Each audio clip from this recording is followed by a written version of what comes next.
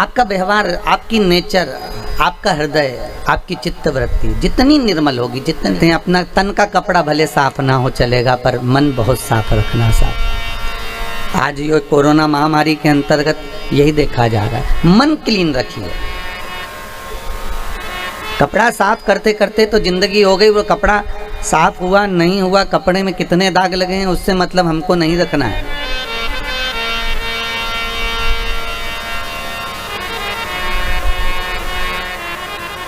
उस कपड़े में कितने जगह से वो फटा हुआ है, कितनी जगह से उसमें गंदगी लगी है, हमें उससे मतलब नहीं रखना है। ये मन गंदा नहीं होना चाहिए।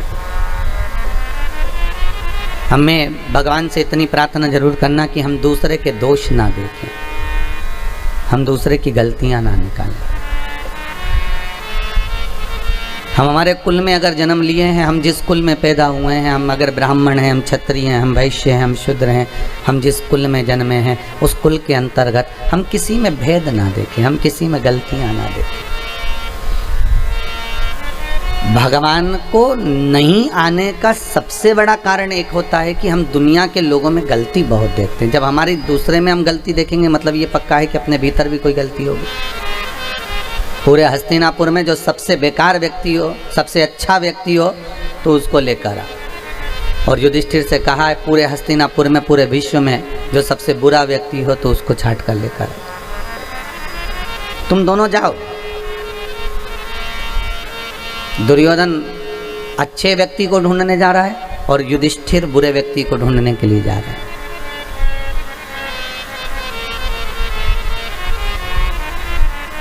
कई दिन लग गए इनको ढूंढने में, पर दुर्योधन को कोई अच्छा नहीं मिलता। दुर्योधन किसी को भी अगर देखता है ना तो उसमें पहले गलतियां देख लेता है। दुर्योधन अगर किसी से मिलता है तो उसमें गलती ढूंढ लेता है। युधिष्ठिर को बुरा नहीं मिला, क्योंकि युधिष्ठिर जिससे भी मिलता है ना उसमें कुछ ना कुछ अच्छा ही देख लेता है।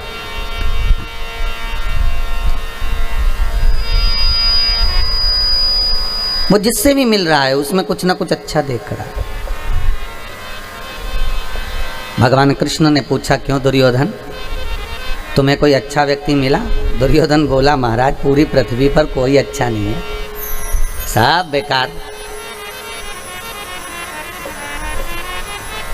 सब बेकार है, एक भी अच्छा नहीं है। और युधिष्ठिर से पूछा तुम्हें कोई बुरा मिला? युधिष्ठिर कहते हैं महाराज जी पूरी पृथ्वी पर देख लिया, किसमें बुराई है ही नहीं, सब में तो अच्छाई भरी हुई है, सब में अच्छाई भरी हुई है, कोई बुरा मिला ही नहीं है।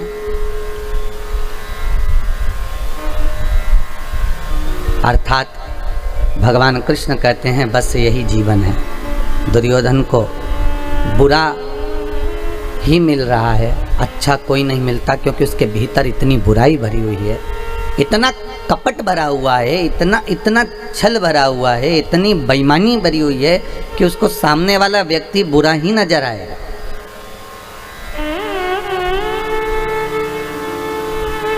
और युधिष्ठिर बुरे से बुरे व्यक्ति में भी इतनी अच्छाई देख लेता है कि उसको सामने वाला व्यक्ति अच्छा ही नजर आता है।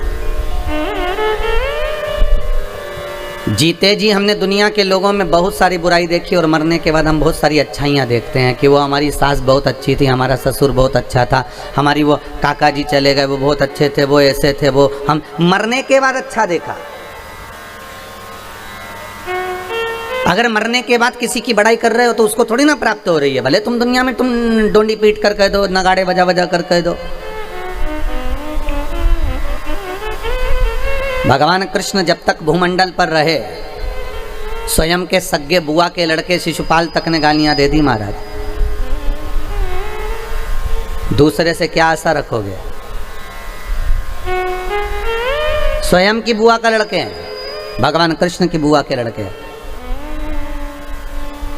और भगवान दाऊ जी महाराज से कह रहे हैं ये बुआ का लड़का है और इतनी मुझे गालियां दे रहा है, आपको दिख रहा है? तो दाऊ दादा कहते हैं बुआ का ही लड़का है ना, दे लेने दे गाली। नहीं लाया जा रहा है।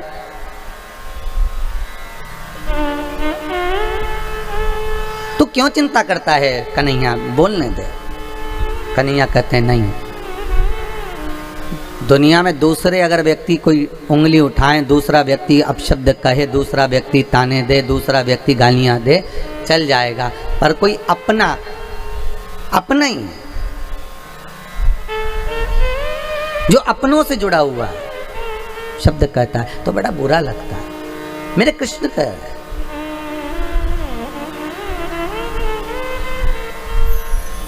कितना सुंदर लिखा है गर्ग संहिता के अंदर कि मत दो किसी को धन। गर्ग संहिता में लिखा है मत दो किसी को दौलत, मत दो किसी को प्रॉपर्टी, मत दो किसी को वैभव। गर्ग संहिता में लिखा है कि मत दो किसी को वस्त्र, मत दो किसी को आभूषण, मत दो किसी को दौलत, मत दो किसी को धन, मत दो किसी को वैभव। पर गर्ग संहिता कहती है कि आप कुछ मत देना। गर्ग संहिता कहती है पर मीठी वाणी जरूर देना, एक मिठास से परिपूर्ण वाणी जरूर प्रदान करिए। क्या भगवान शंकर भक्तों के घर में ऐसी आ जाते हैं? नहीं, निर्मल मन चाहिए। कात्यायनी माता क्या ऐसे ही प्रकट हो गई?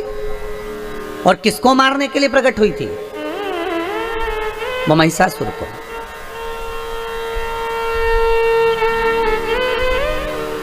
धनु राजा के दो पुत्र रंभ करम्ब,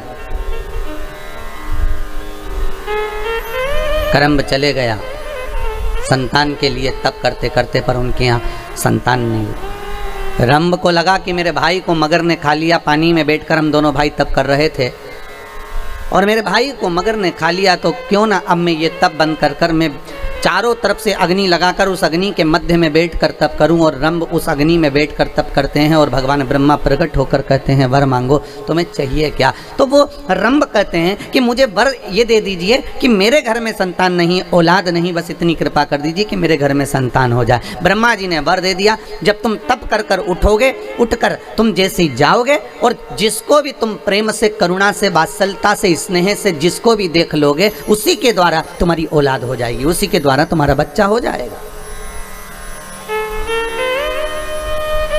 तुम जिसको स्नेह से देख लोगे, जिसको प्रेम से देख लोगे, बस उसी के द्वारा तुम्हारा बच्चा हो जाएगा। अच्छा, एक ये महिषासुर की कथा से एक सीखने को भी मिलता है। क्या कितना सुंदर ब्रह्मा जी ने वर दिया कि तुम किसी को भी प्रेम से देख लोगे, उससे तुम्हारी संतान हो जाएगी, उससे तुम्हारी औलाद हो जाएगी, उससे तुम्हारा बच्चा हो जाएगा। हो पर अगर समझने वाली बात हो तो कितना सुंदर है कि आप किसी को भी, एक गौ माता है, एक स्वान है, कुत्ता है, एक बिल्ली है, एक चूहा है, एक खरगोश है, हिरण है, किसी को भी, आप जीव को भी एक प्रेम के हाथ से सहला कर देखना। गौ माता को एक बार हाथ रखकर देखना और प्रेम के हाथ से है।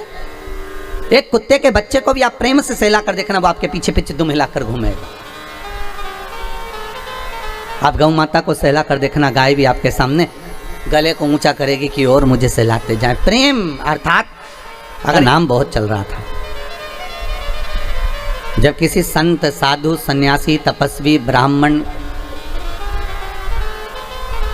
कोई कथाकार, कोई वक्ता, कोई ज्योतिषाचार्य, कोई श्रेष्ठ कर्मकांडी ब्राह्मण, कोई श्रेष्ठ विद्वज्जन, जब उसका खूब नाम चलने लगता है तो कुछ लोग ऐसे होते हैं जो उन पर उंगलियां उठाना प्रारंभ कर देते हैं। बेमतलब की फालतू बातों को ढूंढेंगे और उसको जगत में ले जाकर छोड़ेंगे कि कैसे ना कैसे इसके ऊपर गलत लांछन लगाया जाए। एक संत रोज गंगा नहाकर आते थे। इनका नाम सब दूर चल रहा था कि महाराज रोज गंगा नहाते हैं, गंगा जी का स्नान करते हैं, शिव जी की आराधना करते हैं, भगवान शंकर का गुणगान करते हैं, भगवान शंकर का अनुमोदन करते हैं। इनका नाम बहुत चला। अब इतना नाम चला, इतना नाम चला, तो इनसे जो जलने वाला था वो भी रोज मंदिर जाता था, वो भी रोज गुणगान गाता था, वो भी रोज स्मरण करता था, पर उसको कोई नाम नहीं चला, उसका कोई नाम का स्मरण नहीं हुआ, उसको कोई ने पूछा नहीं, उसका कोई स्मरण नहीं हो पाया, उसको लोगों ने ध्यान नहीं दिया, तो उसके मन में ईर्ष्या भरा गई। अब ईर्ष्या भरा गई तो वो पेड़ पर चढ़कर बैठ गया और खूब सारा पान खा के बैठा। अब संत जैसे गंगा नहा कर आए तो इसने ऊपर से थूक दिया संत पर। अब संत पर थूका तो संत बेचारे वापस गंगा नहाने चले गए। ये वापस आए नहा के, फिर इसने थूक दिया, फिर वो गंगा नहाने चले गए, फिर इसने थूक दिया, फिर वो गंगा नहाने चले गए। दूसरा कोई रास्ता नहीं था कि संत वहाँ से निकल जाए, रास्ता भी वही था, क्योंकि दूसरे रास्ते से स्त्रियां गंगा नहाने आती थी, तो संत वहाँ जाते ही नहीं थे। संत जब जब निकलते ये पेड़ पर बैठा बैठा थूकता रहता। संत ने इसको झांका तक नहीं, देखा तक नहीं, क्योंकि ये थूकने वाले को क्या देखें, इसको देखकर करना क्या, इसको नहीं देखा। वो बार बार थूक रहा है, वो बार बार स्नान कर रहे हैं। आए, अब की बार जब वापिस आए तो जो ऊपर बैठकर थूक रहा था उसके मुख में पान का पीक, थूक सब समाप्त हो गया था। आकर चरण पकड़ लिए, गुरुदेव मैंने इतनी बार आपको थूका पर आपके मुख से कोई शब्द नहीं निकला। गुरुजी बोले तू मेरे पाँव मत पकड़, आज मुझे एक मौका दे दे कि मैं तेरे चरण पकड़ लूँ। गुरुदेव आप मेरे चरण, मैंने आप पर थूका है, मैंने आप पर अपशब्द कहे हैं, मैंने थूका है आप पर, और आप मेरे पाँव पड़ना चाहते हैं। गुरुजी बोले, संत बोले भाई देख, रोज गंगा की एक डुबकी लगाकर चले जाता था, पर आज तेरी ऐसी करुणा हो गई, कृपा हो गई कि 108 बार डुबकी लग गई। तेरी डुबकी लगाता था, आज 108 बार डुबकी लग गई, ये तेरी कृपा ही तो है। उसकी आंख में आंसू भर गए कि संत संत होता है, साधु साधु होता है, सन्यासी सन्यासी होता है, तपस्वी तपस्वी होता है, विद्वान विद्वान होता है।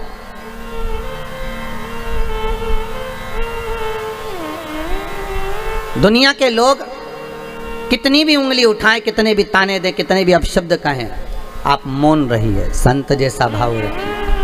आपकी निर्मल चादर, निर्मल भीतर से निर्मलता का भाव होना चाहिए, भाव शुद्ध होगा, भगवान मिल जाएगा, मिलेगा वो।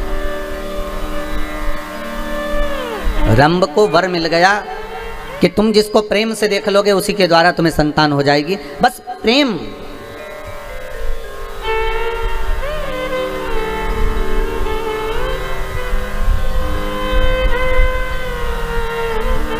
बहुत अंतर है महाराज जी प्रेम और प्यार में,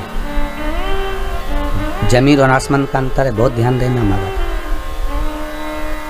प्यार दिखावे का होता है, प्यार में खून और खच्चर होता है, प्यार में एक दूसरे को मारने के लिए तैयार हो जाते हैं, प्यार में बर्बाद होने को तैयार हो जाते हैं। पर प्रेम में ना खून खच्चर होता है, प्रेम में ना अपशब्द निकलता है, प्रेम में ना ताने दिए जाते हैं। प्रेम केवल एक स्नेह का होता है, जैसे एक माता पिता का बच्चे से हो, एक करुणता का रहता है। जैसे राधा जी ने भगवान कृष्ण से पूछ लिया था कि ये बताओ ठाकुर, ए कृष्ण मैं कहाँ कहाँ पर हूँ बोलो। भगवान कृष्ण कहते हैं राधा तू मेरे नस नस में, राधा तू मेरे रोम रोम में, राधा तू मेरी धड़कनों में, राधा तू मेरे नयनों में, राधा तू मेरी जिह्वा में, राधा तू मेरी श्रवणता में, राधा तू मेरी रोमावली में, राधा तू मेरी धड़कनों में, राधा तू मेरी नस नस में। हर जगह पर राधा है। तो राधा कहती है कृष्ण अब ये बता दो कि मैं कहाँ पर नहीं हूँ। भगवान कृष्ण कहते हैं राधा तू मेरी किस्मत में नहीं है, तो मेरे भाग्य। पटरानियों में, रानियों में, 108 पटरानियों में, 16,108 रानियों में राधा जी का नाम नहीं आता महाराज, तो मेरे भाग्य में नहीं है। प्रेम यही होता है, प्रेम में त्याग होता है, प्रेम में करुणा होती है। पर दुनिया के लोग प्यार और प्रेम को एक कर दिए, कहीं कह दिया हम तो प्रेम, इसको प्रेम नहीं कर सकते कि 2 दिन का हुआ और फिर आखिरी में तलाक हो गया। प्रेम कर कर, प्यार कर कर, स्नेह कर कर आपने शादी तो कर ली कि हम तो एक दूसरे को चाहते हैं, हम एक दूसरे को स्नेह करते हैं। शादी करने के 4 साल, 3 साल, 2 साल, 2.5 साल, 1.5 साल में अदालत में पहुंच गए और मालूम पड़े फिर तलाक हो गया। इसको प्यार नहीं कर सकते, इसको प्रेम नहीं कर सकते, इसको केवल साधारण सी भाषा में स्नेह प्यार कहा होगा। पर प्रेम की परिभाषा क्या होती है, प्रेम का परिभाषा का अंश क्या होता है, वो केवल एक होता है। प्रेम में ना अपशब्द होते हैं, ना ताने होते हैं, ना गालियाँ होती हैं। अगर हम भगवान से प्रेम करें हैं और भगवान ने अगर हमारा बुरा भी कर दिया है तो हम उसमें भगवान को दोष नहीं देते, हम अपने भाग्य को दोष देते हैं। यही प्रेम कहलाता है। हमको कुछ सहन करना पड़ेगा, हो सकता है हमारे ऊपर कोई बात होगी इसलिए भगवान ने अच्छा ना किया, वो प्रेम।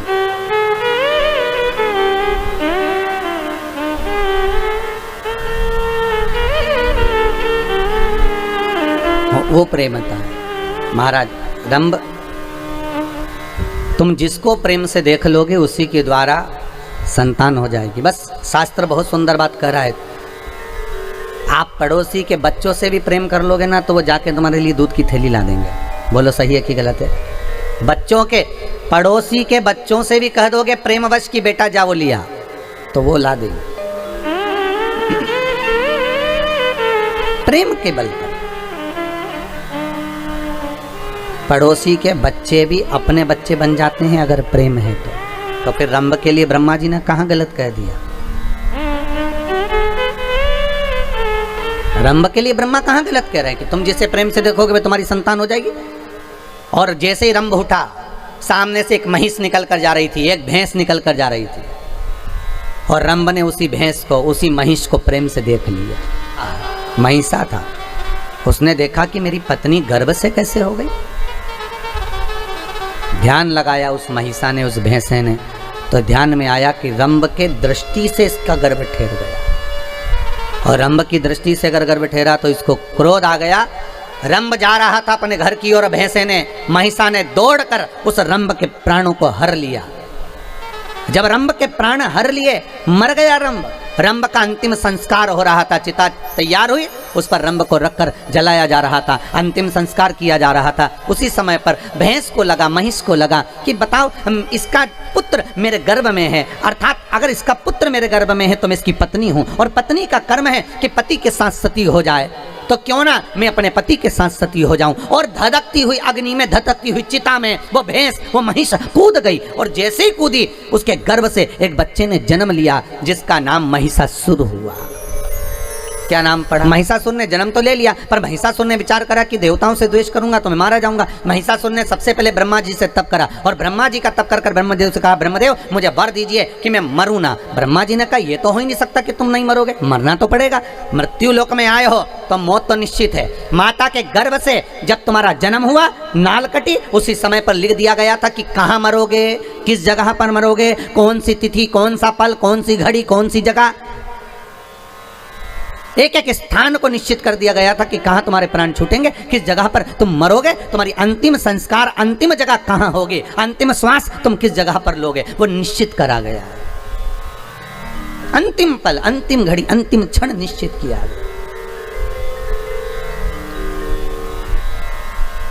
इसलिए शायद कबीरदास जी कहते हैं, गुरु की करनी गुरु भरेगा, चेला की करनी चेला उड़ जाएगा हंस अकेला। जिसके कर्म का भोग जिसको भोगना।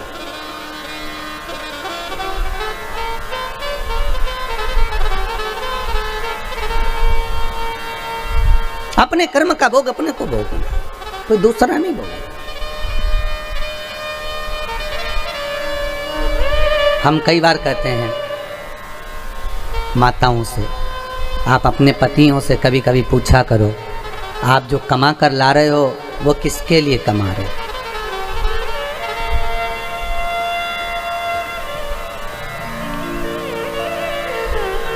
कभी कभी पूछ लिया करो,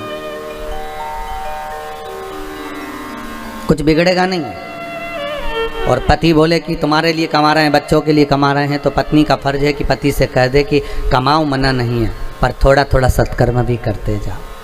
अभी इतनी भयंकर कोरोना महामारी चल रही है, कहीं बन सके तो थोड़ा पुण्यपन भी कर लें, थोड़ा सत्कर्म कर लें। एका कोई नहीं, सुख के साथी हजारों हैं, जब दुख पड़ा तब कोई नहीं। जब दुख की होते हैं ना, वो छोड़कर भाग जाते हैं।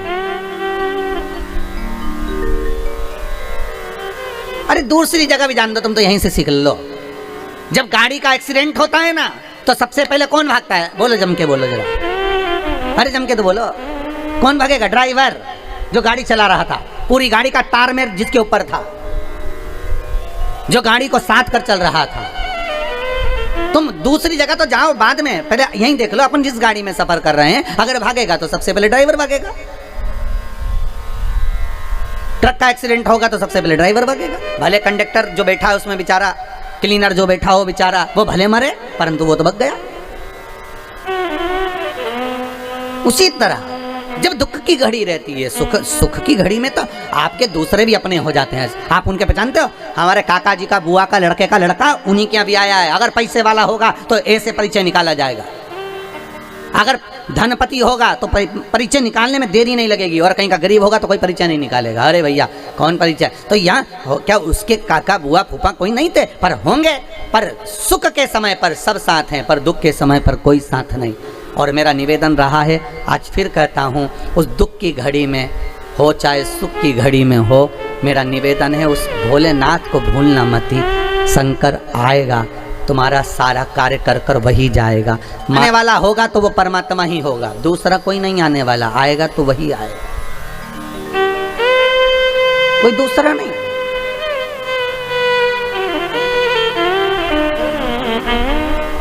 सुंदर कहा है ब्रह्मा जी ने, प्रेम करोगे तो किसी से भी तुम्हारी संतान की प्राप्ति हो सकती है, प्रेम करोगे तो हो सकता है पराये भी अपने हो जाए। प्रेम के बल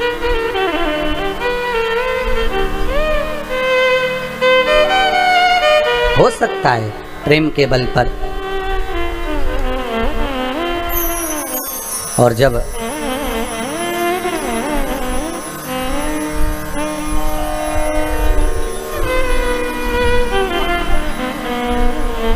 भगवान भूत भावन भूतेश्वर शिव की कथा कर रही है, ब्रह्मा से वर मांगा गया कि आप हमें वर दे दीजिए। तथास्तु ब्रह्मदेव कहते हैं मांगिए क्या चाहिए, बस मैं मरूं ना। तो ब्रह्मा जी कहे ये तो हो ही नहीं सकता, मृत्यु निश्चित है, वो मरना तो पड़ेगा, मृत्यु निश्चित है, पर भय खाकर मत मरना।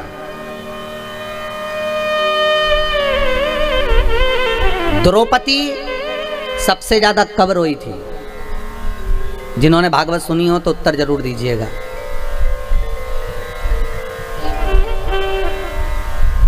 उसका चीर खिंचाया जब रोई थी क्या? वन में गई थी तब रोई थी क्या? सारे रिश्तेदारों के सामने वस्त्र खींचा गया तब रोई थी क्या? नहीं। द्रौपदी सबसे ज्यादा कब रोई थी? जब सोते हुए 5 पुत्रों का वध हो गया था।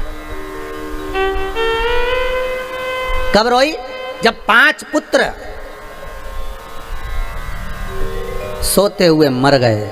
तो युधिष्ठिर ने पूछा, द्रौपदी तू इतनी विद्वान नारी, तेरी विद्वत्ता के तो लोग बखान करते हैं, भजन करते हैं, तेरा स्मरण करते हैं, और तू अपने पुत्रों के मोह में रो रही है?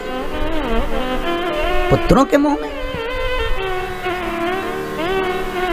द्रौपदी कहती है पुत्र मर गए उसका रोना नहीं आ रहा है, तो फिर रो क्यों रही है?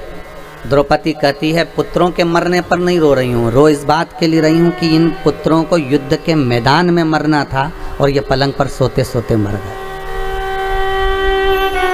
इन पुत्रों को युद्ध के मैदान में मरना था और ये पलंग पर सोते सोते मर गए, मुझे रोना इस बात का आ रहा।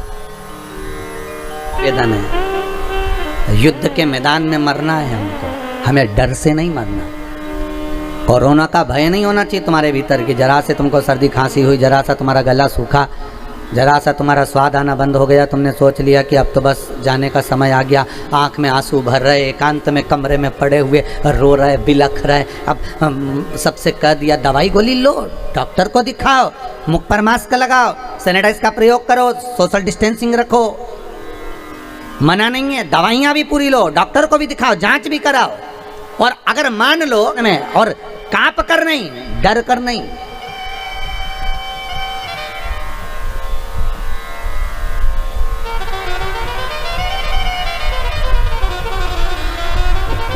वही होना, आप कितना भी, बस आप तो ये भाव रखो कि भगवान शिव आपके सम्मुख में आ जाए और शंकर का मैं गुणगान कर लूं, शंकर का मैं स्मरण कर लूं।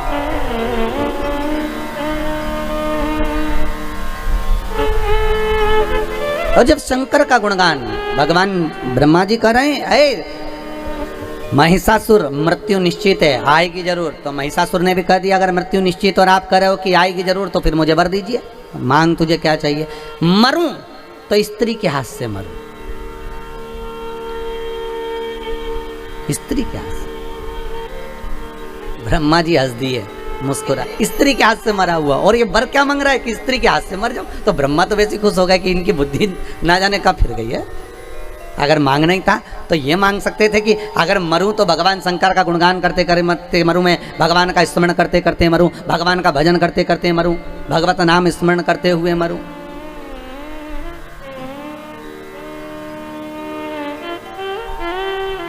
अरे कई लोग कहते हैं महाराज जी हम बड़े परेशान हो गए, संसार से हम तो ऊब गए महाराज, अब तो हमने सोच लिया कि हम तो मर जाएंगे।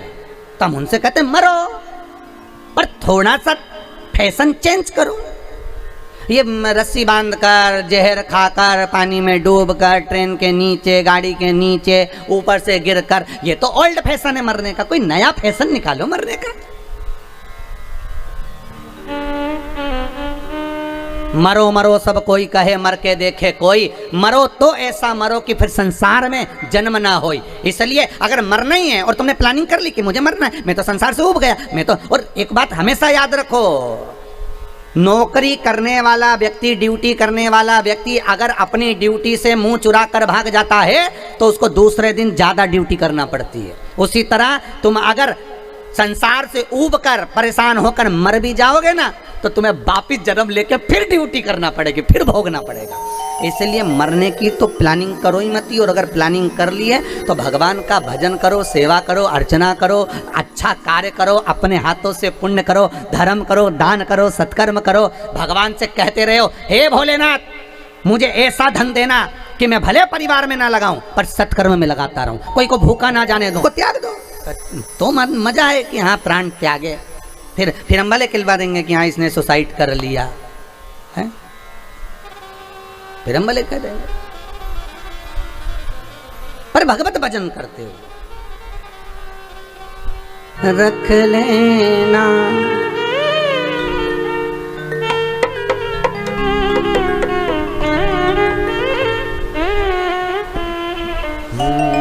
मुझे दास बना कर रख लेना भोलेनाथ तुम अपने चरणों। मुझे तुम अपने चरणों में, मुझे दास बना कर रख लेना भोलेनाथ तुम अपने चरणों में। महिषासुर ब्रह्मदेव से वर मांग रहे हैं, ब्रह्मा जी वर दे दो कि मैं अगर मरूं तो स्त्री के हाथ से मरूं, स्त्री के हाथ से। तथास्तु कह दिया।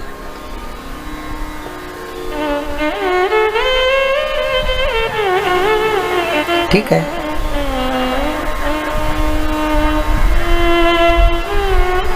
पर तुम मांग रहे हो मरने का कि स्त्री के हाथ से मर जाऊं, पर समझ नहीं पा रहे। ब्रह्मा जी बोले हमको वर देना, हम तो दे दिया, कोई दिक्कत वाली बात नहीं, हमें देने में कोई दिक्कत नहीं है, हम तो वर दे देंगे, आशीर्वाद भी दे देंगे कि हाँ तथास्तु, और तुम्हें मिल भी जाएगा। होता है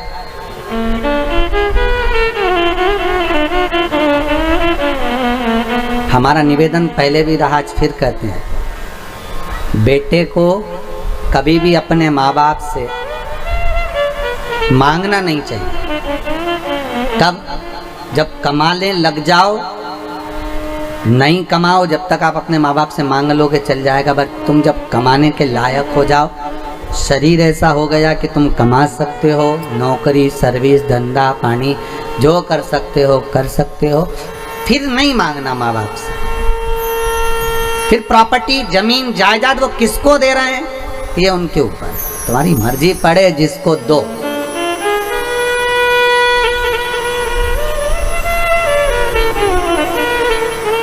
क्या चाहिए?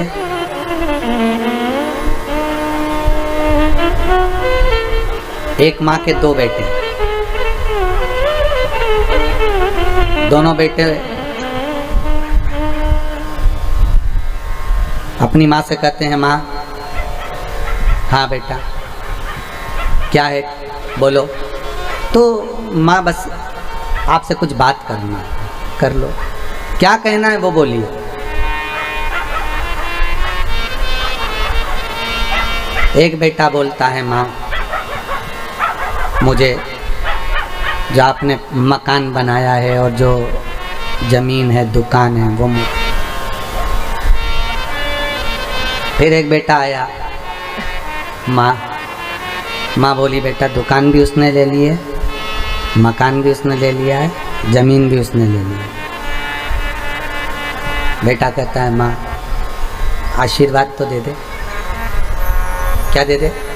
आशीर्वाद। माँ कहती है, उसने जब जमीन ली, मकान लिया, दुकान ली, तब मैंने कह दिया था कि ये सब मेरा है, मेरे जीते जी मेरा रहेगा, मरने के बाद तेरा रहेगा। इसलिए पिता के प्राण भी उसी मकान में छूटे हैं, इसलिए मैं उसी मकान में रहना चाहती हूँ। मैं तेरे साथ नहीं जाऊँ, मैं उसी के साथ रहूँ। ठीक है माँ, आशीर्वाद तो दोगी, क्यों नहीं? तुझे कुछ नहीं मिला, पर ईमानदारी से कहती हूँ, मेरी जिंदगी का जितना मैंने पुण्य करा होगा, जितने मैंने व्रत करे होंगे, जितना उपास करा होगा, यार में झगड़ा हो गया, अभी तक साथ थे, अब वो भाई जिसके पास कुछ नहीं था वो निकल गया। पैदा तो किया है ना तूने, दूध तो पिलाया है ना तूने, परवरिश तो तूने करी है ना माँ, कोई चिंता नहीं। कार्य करते करते करते करते आज सेठ जी से कहा, सेठ जी मेरे घर में बर्तन नहीं है, आपके इतने सारे बर्तन मांजता हूँ, क्या एक गिलास मुझे पानी पीने के लिए दे दोगे? हाँ ले जा। सेठ जी भी दयालु था, उसने कहा एक गिलास से क्या होगा, 2-3 गिलास ले जा, थोड़े से बर्तन अंदर काले काले से पड़े हैं, वो किसी काम नहीं आ रहे होटल में, उसमें से उठा कर ले जा, लेके आ मेरे पास दे देता हूँ। सेठ जी ने थोड़े बर्तन दे दिए, ले गया। धीरे धीरे एक दिन सेठ जी का लड़का बीमार, सेठ जी के लड़के ने कहा इतना अच्छा ईमानदार कहीं नहीं मिलेगा, इसको पार्टनर बना। पार्टनर 22 फैक्ट्रियों का मालिक बन गया। वो जिसको प्रॉपर्टी दी थी उसके लड़के ऐसे नालायक निकल गए कि एक दिन शेयर मार्केट खेलने के लिए दोस्तों के साथ बैठ गए, डब्बे में सब गोल करिया, और मालूम पड़े जो मकान था वो भी गिरवे रखा गया, जमीन थी वो भी गिरवे रखा गई, दुकान थी वो भी गिरवे रखा गई, और एक दिन सारा बर्बाद कर दिया। अब लोगों से पैसे उधार मांग मांग कर घर चल रहा है। माँ अपने प्राण त्याग कर जा चुकी थी, भाई अपनी जगह था, वो अपनी जगह था। ईमानदारी से बोलो, दौलत काम आई कि आशीर्वाद काम आया? आशीर्वाद काम आया। भगवान के दरवाजे पर जाकर कभी मत कहना कि मुझे 1 लाख दो, कि 5 लाख दो, कि 10 लाख दो, कि 10 करोड़ दो, कि 20 करोड़ दो। भगवान के चरणों में जाकर कभी मत कहना कि मुझे इतनी संपदा देना। भगवान ना जाने तुम्हारे लिए कितना सोच कर रखा होगा, उस परमात्मा ने तुम्हारे लिए कितना सोचा होगा, कितना विचार करो। हाँ, बेटों की शादी नहीं होती, बेटियों की शादी नहीं होती तो चिंता बढ़ जाती है, कैसे होगी, ना जाने कब होगी, हमें चिंता लग गई। पिछली बार भी लॉकडाउन पड़ गया था, अब की बार फिर लॉकडाउन पड़ गया, बेटे की शादी कहाँ से होगी, बेटी की शादी। चिंता ना करना, जन्म उसने दिया है, भरण पोषण की जवाबदारी उसकी है। एक पक्षी रात को सोता है तो पेड़ की डाली को पंजे से पकड़कर सोता है, पक्षी जमीन पर गिरता है क्या? नहीं। जब वो सोने वाले पक्षी को जमीन पर नहीं गिरने दे सकता तो तुम्हें गिरने देगा क्या? विश्वास प्रबल रखना, पक्का रखना। अगर भरोसा है तो भगवान है, और अगर भरोसा नहीं तो मेरा शंभू भी नहीं है। दुनिया के लोगों को तो लगता है कि ये सियोर वाले मिश्रा जी ऐसी ऐसी कथा कहते, पत्थर कोई भगवान बना दिया है, शंकर के शिवलिंग के लिए इतना अनुष्ठान, इतना पूजन, इतना स्मरण, ये करोगे तो ये मिलेगा, ये करोगे तो ऐसा हो जाएगा। शंकर का इतना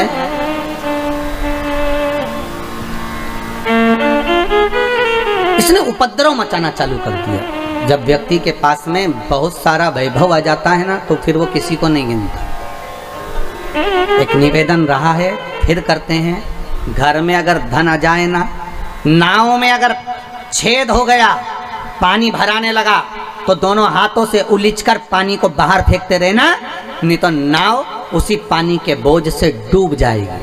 उसी तरह घर में अगर पैसा आने लगे, भगवान अगर धन देने लगे, तो दोनों हाथों से दान करते रहो, पुण्य करते रहो, शिव महापुराण की कथा करवाते रहो, सत्संग कराते रहो, दुनिया का कल्याण करते रहो, तो नाव चलती रहेगी। नहीं तो एक दिन यही पानी प्रवेश कर कर उस नाव को डुबो देगा। कहीं पत्नी की दृष्टि में आ जाएगा कि इतना पैसा आ रहा है, बच्चों की दृष्टि में आ जाएगा इतना धन आ रहा है, भाई बंधु की दृष्टि में आ जाएगा इतना पैसा आ रहा है, एक दिन सब लेकर डूब जाएंगे और वो धन का कोई उपयोग नहीं हो पाएगा। हाथ में अगर भगवान धन दे तो उसका सत्कर्म करो, शिव महापुराण की कथा करवा लो, भगवती स्मरण कर लो, नाम जाप कर लो, ब्राह्मण जन गुरुजन भूखे को भोजन करा लो, किसी गरीबड़ी की लड़की की शादी कर दो, कहीं किसी को दवाई में कुछ रुपये की जरूरत पड़ रही हो उठा कर दे दो। ले भैया, अगर आज तुम्हारी जान बच जाएगी तो हो सकता है भगवान हमारी जान बचा कर रख लेगा। थोड़ा सहयोग करते थे। कोई पढ़ना चाहता है और पैसा नहीं है तो तुम उसको पढ़ा लिखा दो, हो सकता है कभी तो याद करेगा, जब अच्छे पद पर पहुंच जाएगा तो कहेगा तो सही कि मेरे को किताब उसने दिलाई थी, मुझे उसने दिलाया।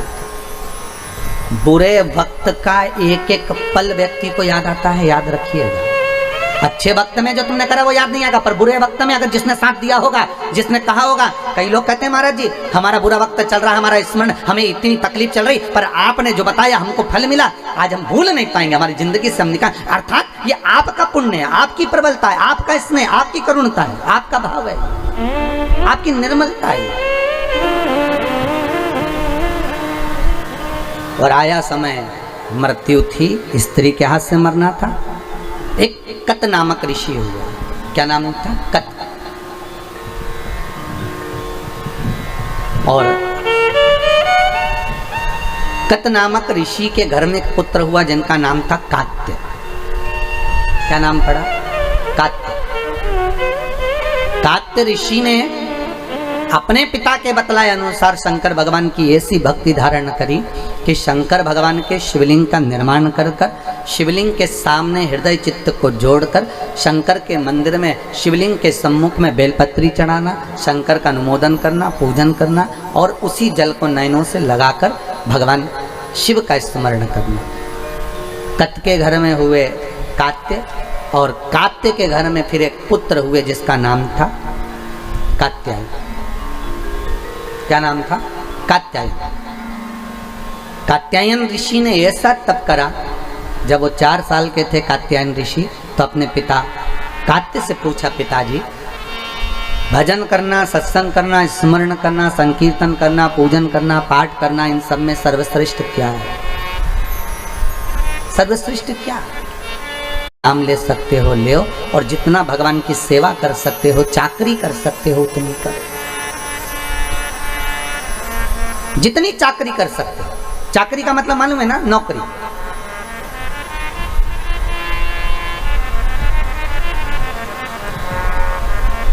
भगवान के मंदिर में भी अगर आप जा रहे हो तो ये भाव रखकर जाना कि हम सेठ जी के घर में नौकरी करने जा रहे हैं। थोड़ा झाड़ू लगा दिया, पोछा लगा दिया,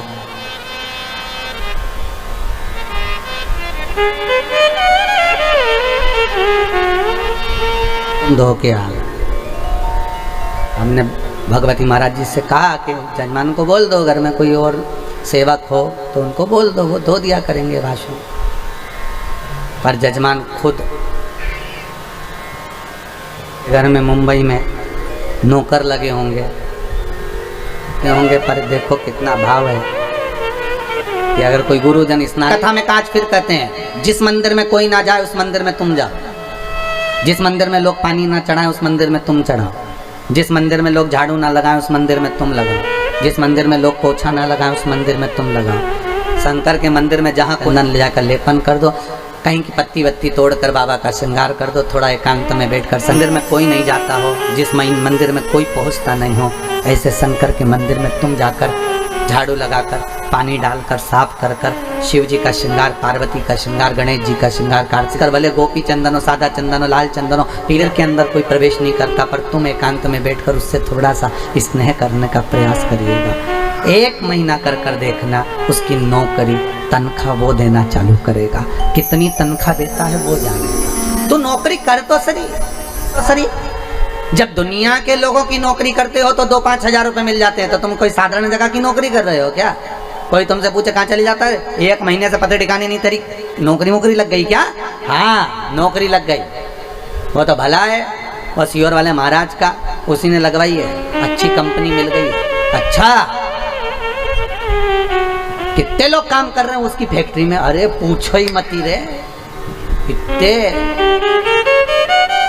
अच्छा, काम क्या है? बस काम ही नहीं बता सकते। तो काम है क्या वहां पर? तो बस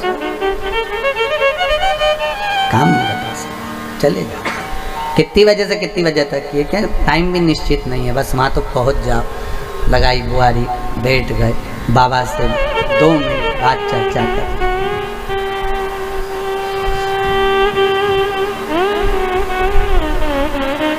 2 मिनट बैठ कर आप बस बाबा से चर्चा कर लिए, स्नेह कर लिए, बोल दिए दिल की बात। और फिर निवेदन करूँगा, जब आप चाकरी करो, नौकरी करो, तो बोलना मत ही कि मुझे धन देना, कि दौलत देना, कि सत्ता देना, मत बोलना। सेठ है वो, सब जानते हैं। आप तो केवल सेवकी करो, आप तो केवल चाकरी करो। मन उसका। मेरे भोले तेरी नौकरी सबसे बढ़िया है, सबसे खरी।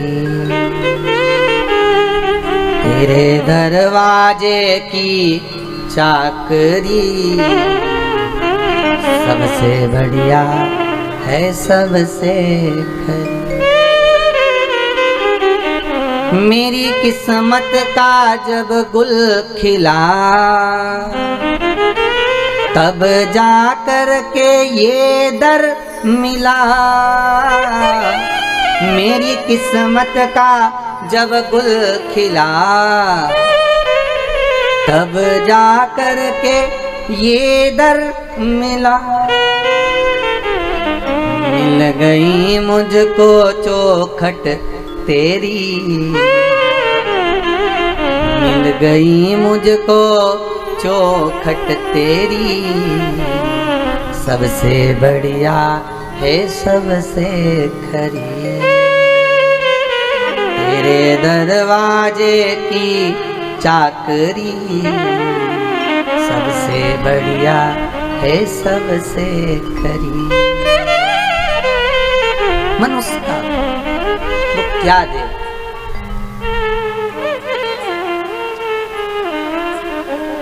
राजा मणिरत्न को देखो, कभी शंकर जी के मंदिर में नहीं गया, दरवाजे से निकल कर जाता था और हर हर महादेव बोलकर जाता था। क्या बोलकर जाता था? हर हर महादेव। राजा मणिरत्न दरवाजे पर से निकलकर मंदिर के अंदर नहीं जाता। तो रानी ने पूछा, तो मंदिर के अंदर क्यों नहीं जाते?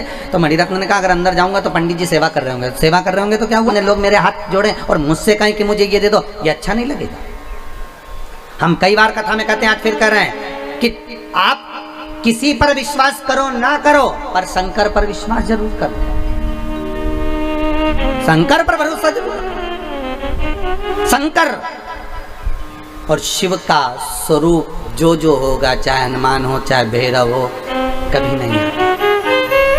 वो किसी के शरीर में प्रवेश नहीं करता, क्योंकि वो उसका एक एक अंश इतना प्रबल है, अगर प्रवेश कर गया तो फाड़ के निकल जाए शरीर में से। साधारण है क्या?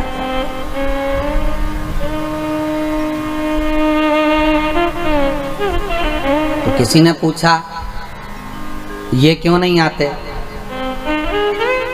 तो भक्त कहता है, इनको आने कोई बुलाए तो शरीर, ये शरीर में नहीं आते, ये खुद आ जाते हैं।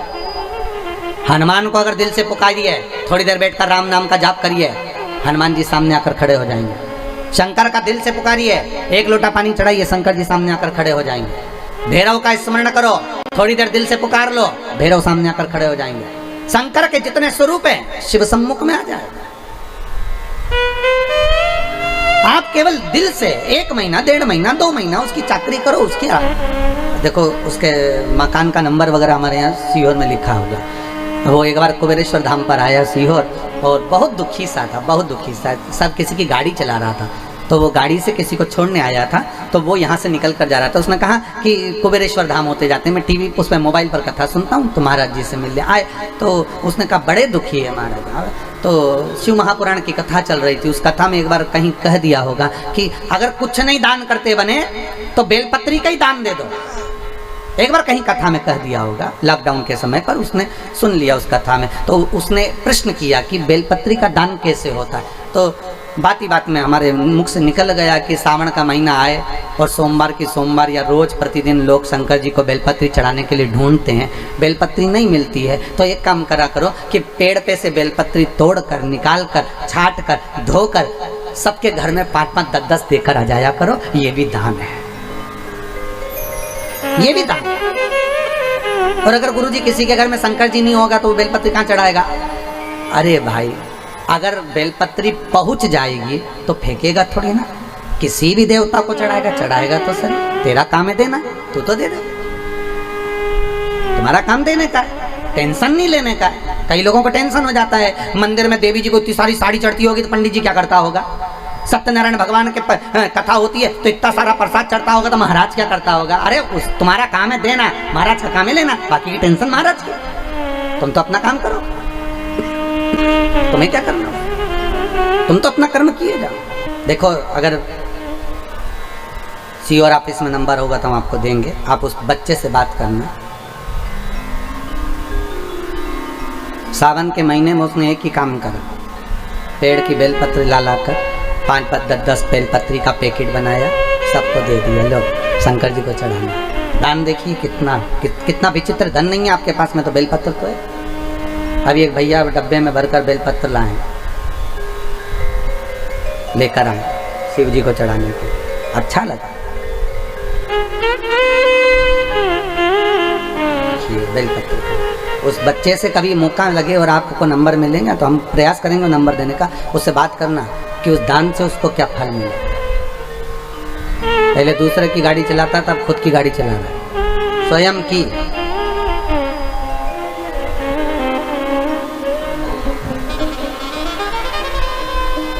शिव महापुराण की कथा कहती है, एक भक्तन ऐसी थी, शंकर जी के मंदिर में जाती थी, लोटा अपना ले जाती थी, पानी भी अपना ले जाती थी, और किसी को लोटा नहीं मिलता था तो भरा भराया लोटा दूसरे को दे देती, लो चढ़ाओ चढ़ाओ, शंकर जी को चढ़ा दो तो तुम्हारा पानी, अरे तुम तो चढ़ा दो, एक ही बात है, तुमने चढ़ाया हमने चढ़ाया, तुम चढ़ाओ, हम यहीं से दर्शन कर लेंगे। अपना लोटा भरा हुआ। और नहीं तो आज के जमाने में लोग लड़ाई कर ले, हमारा लोटा क्यों उठाया, हम पानी लेकर आए थे, हमारा दूध रखा था, हमारा दही रखा था, तुमने क्यों भगवान को चढ़ाया, तुमने क्यों थाली उठाई, तुमने क्यों फूल चढ़ाया। पर उसने कह दिया उठाओ, ले चढ़ाओ। एक भक्तन ऐसी भी थी।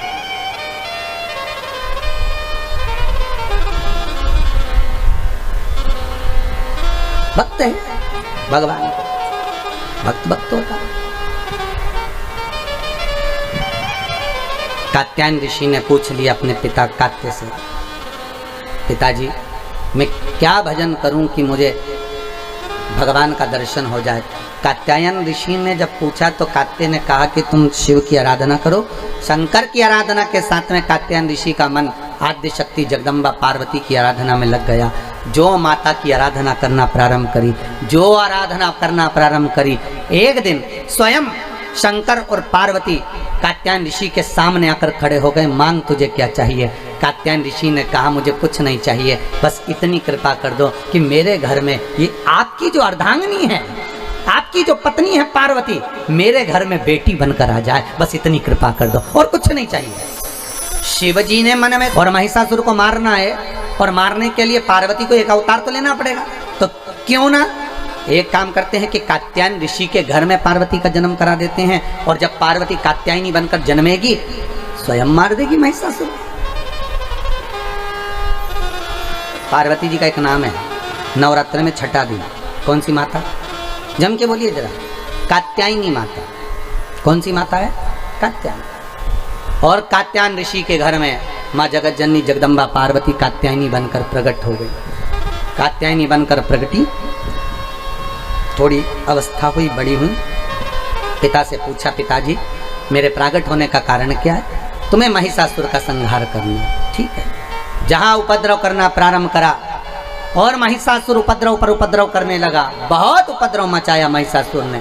तब माता कात्यायनी को क्रोध भगवान शिव ने दिलाया, और शिव ने जब क्रोध दिलाया तब महिषासुर स्वयं कात्यायनी इतनी सुंदर थी, इतनी सुंदर थी, इतनी सुंदर थी कि महिषासुर उनको देखकर आसक्त हो गया और कहने लगा कि मुझे तुम्हें अपना बनाना है। कात्यायनी खिलखिल कर हंसी, और देवताओं ने पुकार दिया, तेरे भक्त जनों पर माता भीड़ पड़ी है, दानव दल पर टूट पड़ो माँ करके सिंह सवारी। माँ कृपा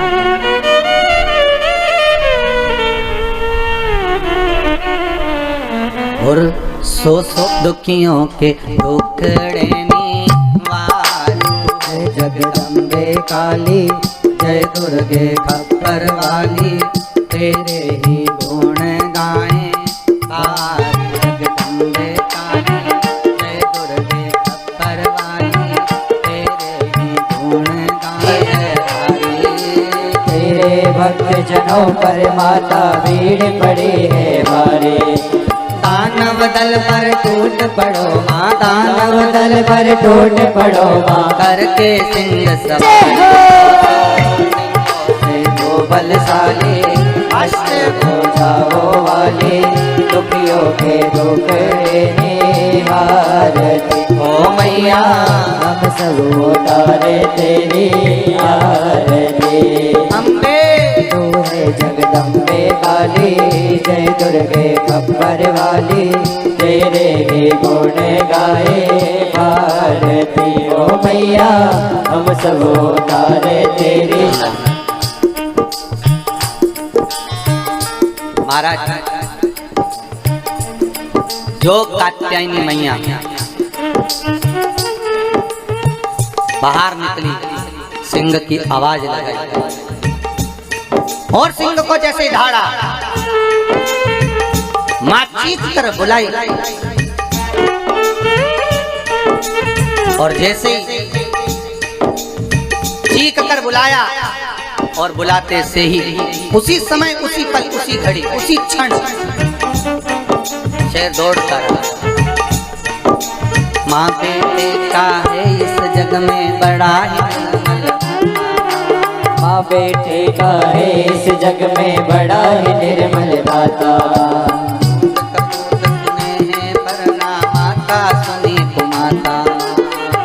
कपूत सुने हैं परिणाम, तो है जगदम्बे काली, जय दुर्गे खप्पर वाली, तेरे ही गुण गाए भारती। ओ मैया हम सब उतारे तेरी आरती। माता ने सिंह से कहा, सिंह मैं तेरे ऊपर चढ़ूंगी और जब महिषासुर सामने आए, ये मुझ में डूबा रहेगा, मुझे पाना चाहता है और उस समय पर तू कूद पड़ना, भैंसे पर सिंह तू चढ़ जाना और भैंसे पर सिंह तू चढ़ना।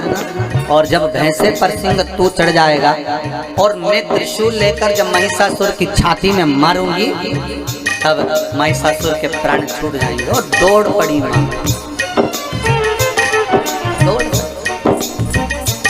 ओ जंगल के राजा मेरी मैया को लेकर आजा।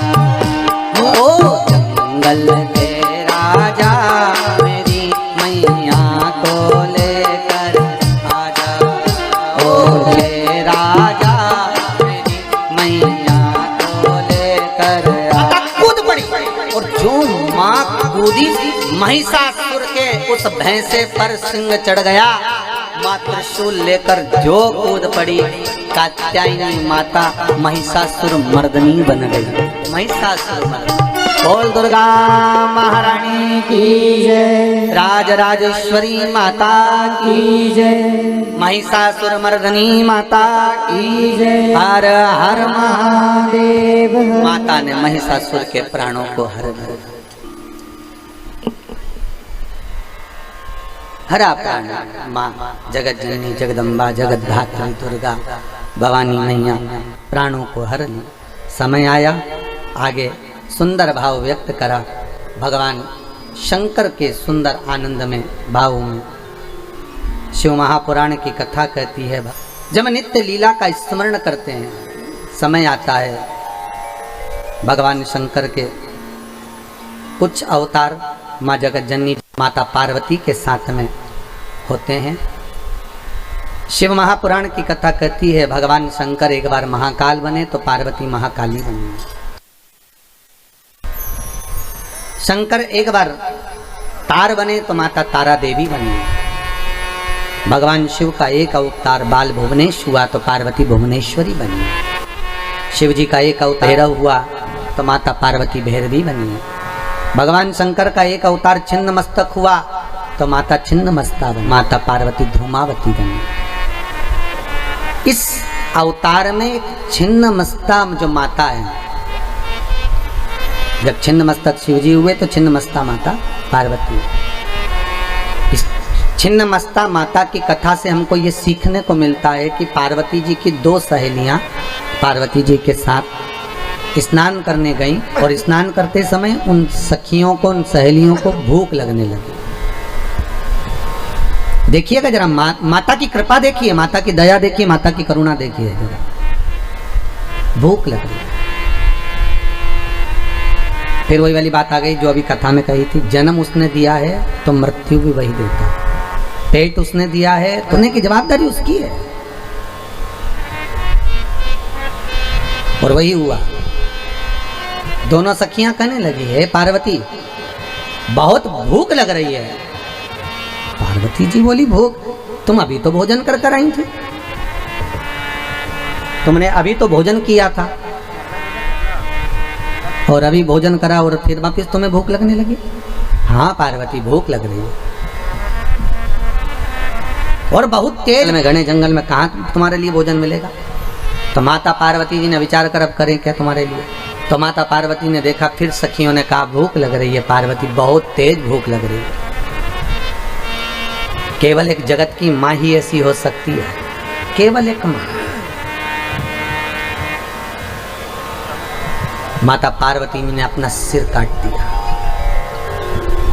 माँ जगत जननी जगदम्बा ने अपना सिर काटा और काटते से ही माता के गले में से रक्त की दो धार निकली सामने और एक धार निकली सम्मुख में। माँ जगत जननी ने अपना सिर काट के हाथ में लिया, सामने रक्त की धार निकली तो सखियों से माता कह रही है, लो तुम्हारा पेट भर देती हूँ। दोनों सखियों ने मुंह खोला, माता का रक्त माँ पिला रही है और सामने जो माता का शीश था उसमें भी रक्त की एक धार जा रही है।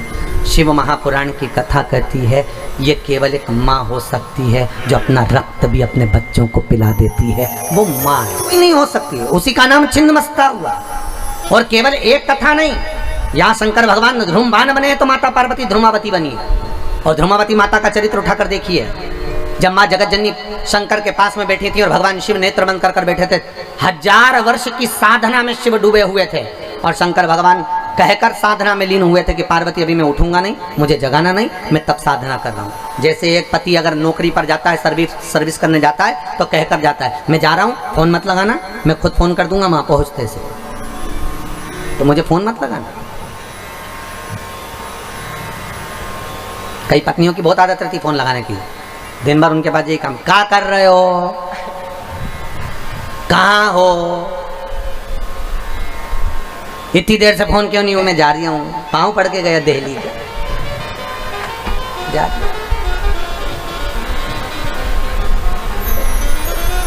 अब काम भी करने देगी कि फिर फोन लगा देगा। गाड़ी से उतरे नहीं फोन, फिर थोड़ी देर में फिर फोन। बेचारा इतना दुखी हो जाए कि आखिरी में उसको फोन को भी वो कौन सा, और फिर नहीं उठे फोन और फिर बाद में उड़ जाए तो इतनी भयंकर गर्जे, इतनी भयंकर। एक पति की पत्नी मर गई और पति अंतिम संस्कार कर आ रहा था, आते से एकदम बिजली कड़की, धम, जैसी बिजली कड़की पति ने झुक कर प्रणाम करा, पहुंच गई। साथ वालों ने पूछा तुझे कैसे मालूम पहुंच गई? पति बोला नीचे भी गरजती थी, ऊपर जाते से गरजी है। मतलब समझ में आता बड़ा। एक पति की पत्नी मर गई, खूब रोया बेचारा, उसको ले जाने लगे, राम नाम सत्य कहते कहते। आम के पेड़ था, उसके नीचे से अर्थी निकल रही थी, आम के पेड़ पे कूद गया बंदर, जो डाल थी वो नीचे झुक गई, झुकते से पत्नी की छाती पे दब गई, पत्नी जिंदा होके बैठ गई। जैसी पत्नी जिंदा होके बैठी, सब छोड़ के भगे, भूतनी जाग गई, सब भाग गए। जिंदा रही वो 4-6 साल तक, 6 साल के बाद फिर मर गई। पति फिर रोया, पर रोया एक जगह बैठ के नहीं, कहीं यहाँ जाए रोता हुआ, कहीं वहाँ जाए, कहीं वहाँ जाए, कहीं वहाँ जाए। गाँव के लोग बोलने लगे यहाँ बैठ के रो, इधर उधर क्यों जा रही है, कि कुल्हाड़ी ढूंढ रही हो। तो कुल्हाड़ी काय को ढूंढ रहा, पहले आम का पेड़ कटवाऊंगा फिर लेके जाऊंगा। एक बार का भुगत चुका हूं, बड़ी मुश्किल से मौका मिला है पीछा छुड़ाने का। फिर जिंदा हो गई तो जो ज्यादा टेंशन देती है ना, तो पति लोग भी सोचते हैं कि भगवान कब मायके जा। शिव जी कहकर मौन हुए थे कि मैं चुप हो रहा हूँ, मैं शांत हो रहा हूँ, मैं नयन बंद कर बैठा हूँ, साधना में लगा हूँ। पार्वती आप मुझे जगाओगी ना? ठीक है। पार्वती जी ने कहा ठीक है, नहीं जगाएंगे। और पार्वती मैया बैठी थी। थोड़ी देर बाद गणेश जी आ गए। माँ भूख लगी। माता अंदर गई, भोजन शाला में भोजन नहीं था। थोड़ी देर बाद कार्तिक आ गए। माँ भूख लग रही है, भोजन नहीं। थोड़ी देर बाद अशोक सुंदरी आ गई, शिव जी की बेटी, भोजन नहीं। फिर जया, विषहरा, शामरी वारी, दो तली, देव, शंकर की 5 लड़कियां और आ गई। माँ भूख लगी है, भोजन नहीं। जैसे आपका घर है वैसे ही शंकर जी का घर है। कभी कभी अपने घर में भी कोई वस्तु नहीं रहती है, होता है कभी कभी। वैसे घर में बहुत सारा सामान पड़ा रहेगा, पर कोई अतिथि आएगा तो हो सकता है सामान ना भी मिले। ये तो समय की बात है, नहीं मिला। खूब जम के पुकारा गणेश जी ने, कार्तिकेय ने, जया ने, विषहरा ने, सामरीवारी, दौतली, देव, अशोक सुंदरी, सब ने पुकारा। माँ भूख लग रही है। माँ ने शंकर जी के ऊपर 1 लोटा पानी चढ़ाया। भोलेनाथ बच्चे भूखे हैं, आप नेत्र खोलिए, कहीं से भोजन की व्यवस्था करिए, कहीं से भोजन ला दीजिए। शिव जी नेत्र नहीं खोले। जब शंकर भगवान ने नेत्र नहीं खोले, पार्वती जी ने बार बार शंकर जी को पुकारा, पर शिव जी नेत्र नहीं खोलते। तो पार्वती ने देखा ये शंभू तो नेत्र नहीं खोलते, बच्चे भूखे हैं, मैं कहाँ से लाऊंगी कुछ भाग। माँ अपने बच्चों को कभी रोता हुआ नहीं देख सकती, कभी रोता हुआ नहीं देख सकती।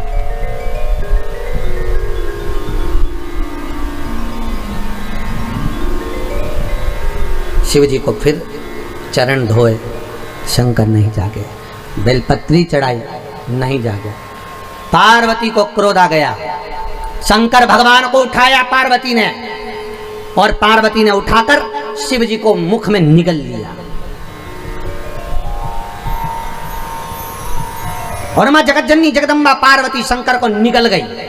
जैसे ही निगली, माता के स्तनों में दूध आना प्रारंभ हो गया। और माता के स्तनों में जब दूध आया तो गणेश, कार्तिकेय और भगवान कन्याओं को मां जगतजननी ने पेट भरकर पिलाया। हाहाकार मच गया। शिव ना जाने कहाँ चले गए, शंकर नहीं दिख रहे, त्रिलोकी का नाथ नजर नहीं आ रहा।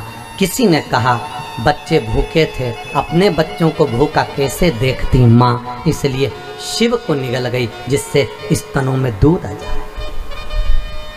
मैं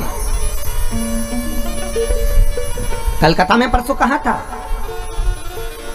बच्चे भोजन कर लेते हैं और माँ का पात्र खाली रह जाता है। पेट भरकर बच्चों को भोजन कराती है माँ, खुद भले भूखी रह जाए।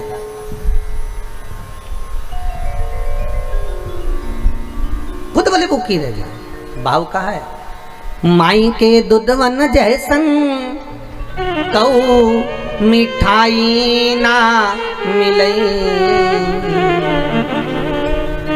माई के दूधवन जैसन कऊ में पर माई ना मिलई। सब कुछ मिल जाता है दुनिया में, माई ना मिलई। खुद गीले में सोती है, तुझे सूखे सुलाती। खुद भूखी रह जैसन, माई के आशीष जैसन कऊ। सब कुछ मिल जाता है दुनिया में, पर माई ना। सब कुछ मिल सकता है पर मां नहीं मिलेगी, मां नहीं मिल सकती।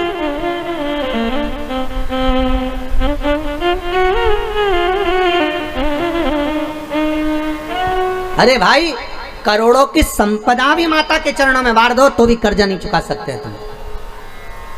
घर भर मोर छाले, हीरा मोतिया से नजर उतार दूं।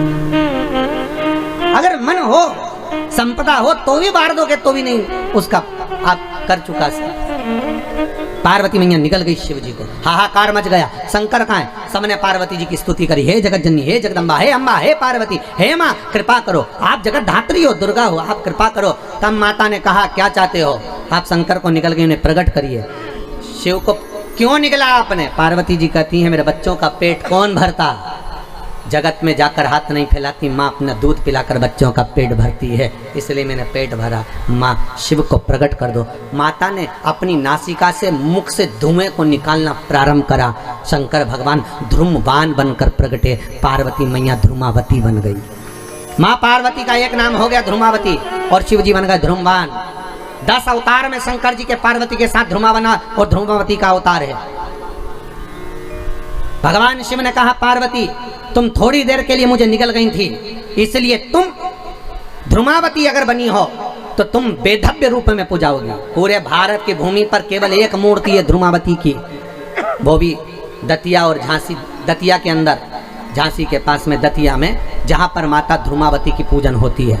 जहां माता मंगलसूत्र नहीं पहनती, जहां माता लाल वस्त्र नहीं पहनती, जहां माता बिछुड़ी नहीं पहनती, हाथ में मेहंदी नहीं लगाती, मांग में सिंदूर नहीं भरती, बिंदी नहीं लगाती, वो ध्रुमावती माता है। भगवान शिव ने कहा पार्वती तुम थोड़ी देर के लिए मुझे निकल गई थी, इसलिए बेधव्य के वेश में पूजी जाओगी, इसलिए ध्रुमावती माता वैधव्यवती के रूप में पूजी जाती है। इसलिए वहां पर सुहागन स्त्री अंदर प्रवेश नहीं करती। वहां लिखा हुआ है, आप लोग कभी दतिया गए हो दर्शन करने के लिए, झांसी के पास कभी दतिया जाएंगे तो वहां पर लिखा हुआ है ये ध्रुमावती का दरबार है, यहाँ पर सौभाग्यवती नारी अंदर नहीं आ सकती। वहां पर्दा डाला रहता है, गेट बंद रहता है, वहां केवल पुरुष ही दर्शन करते हैं। पूरी दुनिया में एक ही मंदिर है ध्रुमावती माता।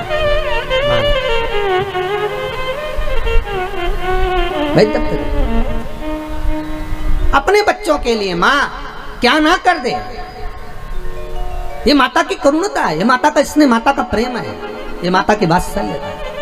शिव जी ध्रुमवान बने तो माता पार्वती ध्रुमावती बनी। शंकर भगवान बगलामुख बने तो माता पार्वती बगलामुखी बनी। भगवान शंकर मातंग बने तो पार्वती मातंगी बनी, और भगवान शंकर कमल बने तो माता पार्वती कमला बनी। शिव जी के ये 10 अवतार माता पार्वती के साथ में हुए। 10 अवतार शिव जी के पार्वती के साथ। आगे जो भगवान शंकर की सुंदर प्रसंगों का स्मरण कराया गया। एक बार भगवान हिरण्यकशिपु ने तप किया, वर प्राप्त करा, महाराज न दिन में मरूं, ना रात में, न अंदर न बाहर, न अस्त्र से न शस्त्र से, न नर से न पशु से, ना ही 12 महीने में मरूं, ऐसा वर दीजिए। ब्रह्मा जी ने तथास्तु कह दिया, वो तथास्तु वर मिला। और हिरण्यकशिपु ने उपद्रव मचाया। हिरण्यकशिपु की पत्नी जो गर्भ से थी उसको इंद्र ले गए थे, इंद्र से नारद जी ने छुड़ा लिया था। नारद जी ने हिरण्यकशिपु की पत्नी को गर्भस्थ अवस्था में इतना ज्ञान दिया था, इतना ज्ञान दिया कि हिरण्यकशिपु की पत्नी के गर्भ से जो बालक हुआ उसने आते से भगवान के नाम का हिलात करा, उसका नाम प्रहलाद हो गया। क्या नाम पड़ गया? प्रहलाद। ये गर्भ का ज्ञान था प्रहलाद का। और प्रहलाद गर्भ ज्ञान धारण करने वाले प्रहलाद जी महाराज गर्भ अवस्था में भगवत का इतना स्मरण करा कि हर पल, हर क्षण, हर घड़ी उनके मुख से केवल भगवान का ही भजन निकलता, केवल भगवान।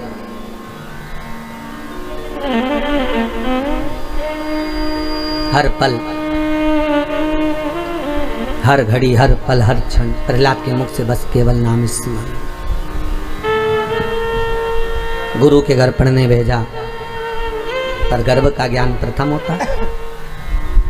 पहले गर्भवती माताओं के लिए घर की सास कहती थी थोड़ा सा भजन करा कर, बहुओं को बड़ा बुरा लगता है, थोड़ा भजन करा करो, कथा पढ़ा करो, कथा सुना करो। गर्भवती नारी को कथा सुनना चाहिए, भजन करना चाहिए, पहले की माताएं कहती थी। और आज के ज़माने में डॉक्टर को दिखाओ तो डॉक्टर नहीं बोल देती बेड रेस्ट, पलंग पे पड़ी रहो, टीवी देखती रहो, दिन भर चरती रहो। टीवी देख देख के, नाटक देख देख के गर्भ में जो बच्चा था उसने इतने नाटक देखे तो औलाद भी ऐसी नौटंकी पैदा हुई, ऐसी नाटक करने वाली औलाद पैदा हुई। गोदी में रखो तो चुप, नीचे छोड़ो तो पे पे करे, ऐसी। कई कई बूढ़ी बूढ़ी माताएं भी फिर कह देती है, कहने में कोई मान चुके क्या, माताएं कह देती है हमारे भी 5-5 6-6 बच्चे थे बेटा,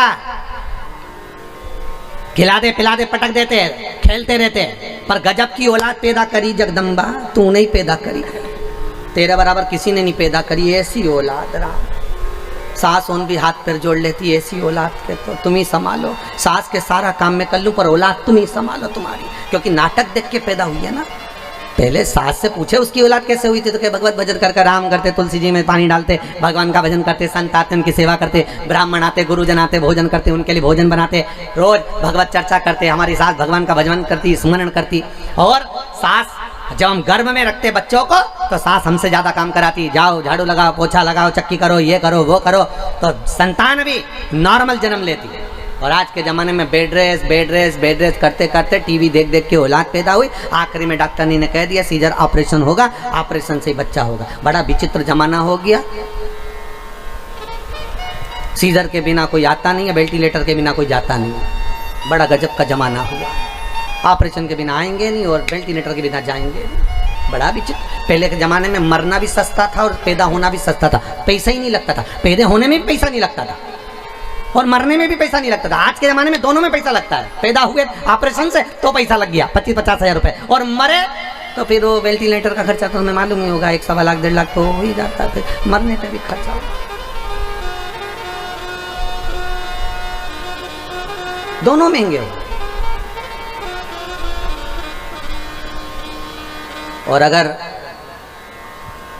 डॉक्टर को नहीं दिखाओ और अम्मा का कहना मान के रह जाओ तो पत्नियां पति के प्राण खा जाए। तुम तो पैसे जोड़ जोड़ के मर जाओ, हमारी तबीयत खराब, तुम तुम्हारी अम्मा के कहने पे चल रहा है, हमें डॉक्टर तक को नहीं दिखा रहा, तो बेचारा गाड़ी पे बिठा के ले गया, बुलेट पे चल ले जाओ दिखाया। जब डॉक्टर के दिखा दिया सुख चैन मिल गया, सुख चैन। कोई पूछ रहा था गुरुजी बच्चों को इतनी बीमारी हो जाती है ना, जरा जरा से बच्चों को कभी सर्दी हो रही, कभी बुखार आ रहा, कभी सांस चल रही, कभी कुछ हो रहा, इतने बच्चे बीमार होते हैं। पहले तो होते ही नहीं थे। हमने कहा पहले बच्चे जन्म लेते थे दादी के घर में, नानी के घर में। बच्चे जहां पैदा होते हैं उसको उस जगह से लगाव होता है, उस जगह से लगा। नहीं तो ये जो कथा हो रही है मुंबई में हो जाती, पर ये जिस जगह में पैदा हुए उस जगह से लगाव होता है। बच्चे दादी के घर में पैदा हुए तो दादी से प्रेम होता है, नानी के घर में पैदा होते तो नानी से प्रेम होता है। तो जहाँ प्रेम होता है बच्चे दौड़ दौड़ के वहीं जाते। इसलिए पहले के ज़माने में बच्चे दादी के घर दौड़ दौड़ के जाते थे, नानी के घर दौड़ दौड़ के चले जाते थे। आज के ज़माने में बच्चे हॉस्पिटल में पैदा होते तो डॉक्टर सिस्टर से प्रेम बहुत होता है, इसलिए हर 15 दिन में लेके जाना पड़ता है। ये तो प्रेम की बात है, ले जाओ उनको दिखाने। और जैसे ही डॉक्टर की सीढ़ी पे चढ़े वो बच्चा ठीक, तुम देखना अच्छा न दवाई ना भाई, डॉक्टर ने हाथ लगाया ना उतनी देर में बीमारी अच्छी हो जाती है, उतनी देर में बस। क्योंकि पैसा लगना है ना, वह पैसा लगा और तुम क्लीन हुए, तुम बढ़िया हुए, हो जाए। अब प्रहलाद जी महाराज ने खूब सत्संग भजन करा, कीर्तन करा, स्मरण करा, नाम जाप करा, इतना करा, खोलते तेल में डलवा दिया, अग्नि में पटकवा दिया, पर कुछ जाको राखे साइया मार सके ना कोई नहीं। अंत में पूछ लिया क्या इस खंबे में तेरा भगवान? हाँ। शाम का समय था, गदा का प्रहार करा, खंबा टूट के नीचे गिरा, नरसिंह भगवान प्रकट हो गए। जैसे ही नरसिंह भगवान प्रकट हुए हिरण्यकशिपु को पकड़ कर ले गए। ना नीचे मरे ना ऊपर मरे, ना अस्त्र से मरे ना शस्त्र से मरे, ना दिन में मरे ना रात में मरे, ना नर से मरे ना पशु से मरे, ना ही 12 महीने में मरे। भगवान नरसिंह बनकर प्रकटे, हिरण्यकशिपु को फाड़ दिया, हाथों को निकाल कर धारण कर लिया। हिरण्यकशिपु जैसे ही मरा, प्राण छूटे, नरसिंह भगवान आनंद कर गए। देवताओं ने पुष्पों की वृष्टि कर दी, आनंद समाहित हो गए। पर यहाँ तक की कथा तो भागवत में आपने सुनी है, पर भागवत के अलावा नरसिंह भगवान की कथा यहाँ क्यों लिखी गई उसका एक कारण था। भगवान नरसिंह को इतना क्रोध आया कि जहाँ जाते थे वहाँ तोड़ फोड़ कर कर जाते थे। बैकुंठ में गए तो बैकुंठ को तोड़ आए, ब्रह्मलोक में गए तो ब्रह्मा जी भग गए, इंद्रलोक में गए तो इंद्र जी भग गए, सारे सिंहासन तोड़ देते, सामान तोड़ देते। इतना क्रोध नरसिंह भगवान को भरा हुआ था, इतना क्रोध भरा था। सारे देवताओं ने जाकर भगवान शंकर के चरणों में निवेदन करा, हे शंकर, हे त्रिकालदर्शी, हे कैलाश, बाबा कृपा करो, हे भोले करुणा करो। सारे देवता खड़े हैं, शंकर भगवान पार्वती के साथ, नंदी भृंगी श्रृंगी, गले में सर्प सब विराजमान, और बाबा की स्तुति। हे अजब है भोलानाथ ये दरबार तुम्हारा, दरबार तुम्हारा। अजब है भोलानाथ ये दरबार तुम्हारा, दरबार तुम्हारा। अजब है भोलानाथ ये दरबार तुम्हारा, दरबार तुम्हारा। अजब है भोलानाथ ये दरबार तुम्हारा, दरबार तुम्हारा। भूत प्रेत नित करे चाकरी, सबका यही गुजारा। भूत प्रेत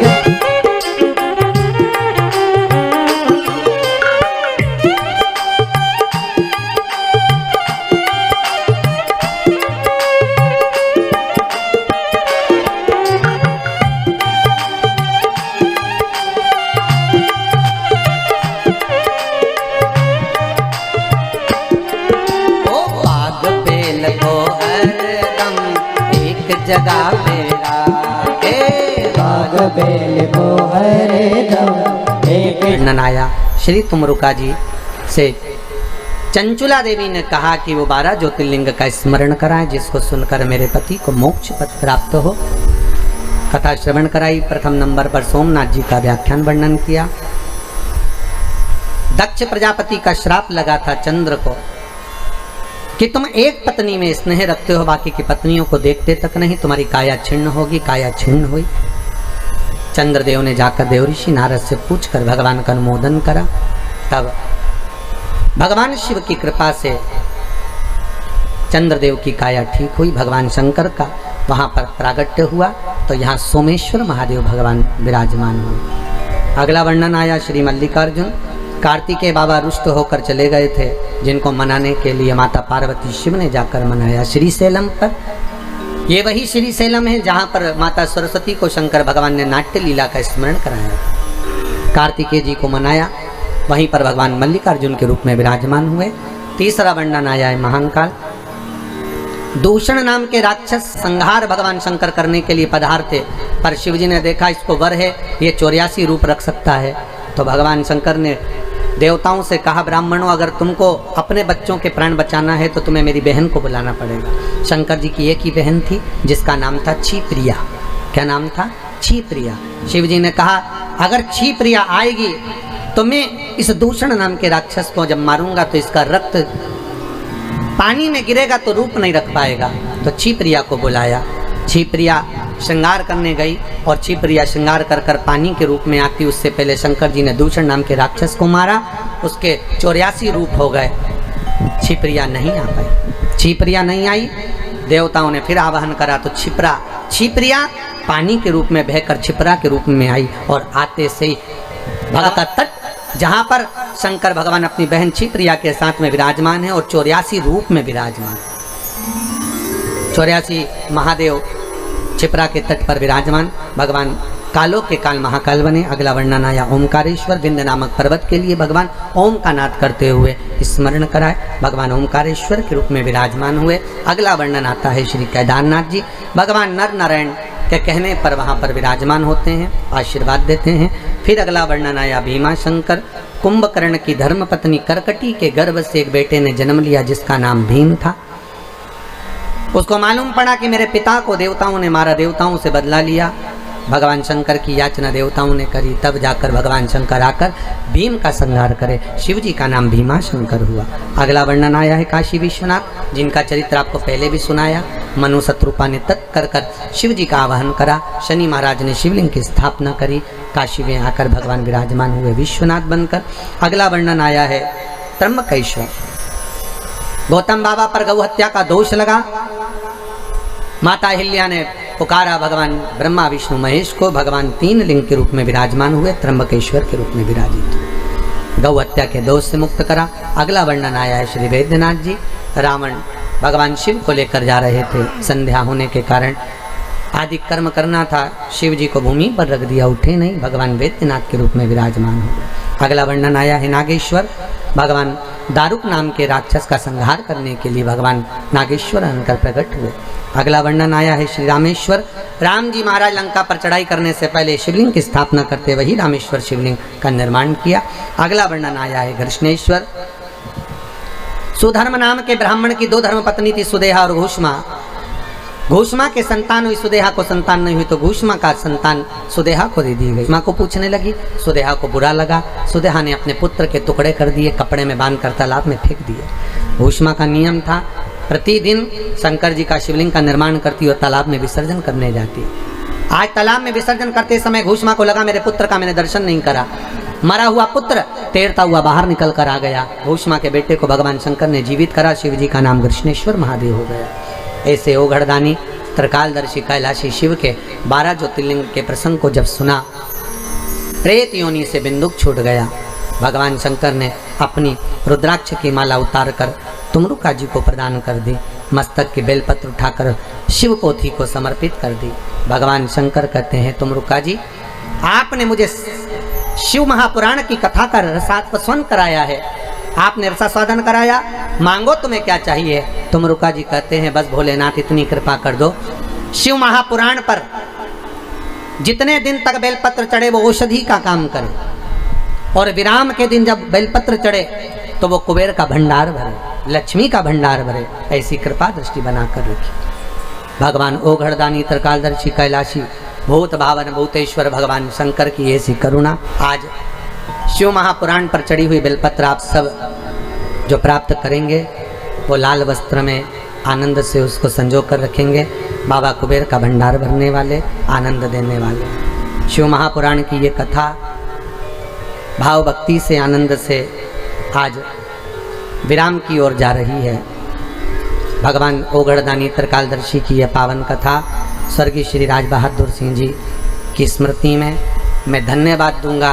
वो जीवात्मा जहाँ पर विराजमान है उनको साधुवाद दूंगा।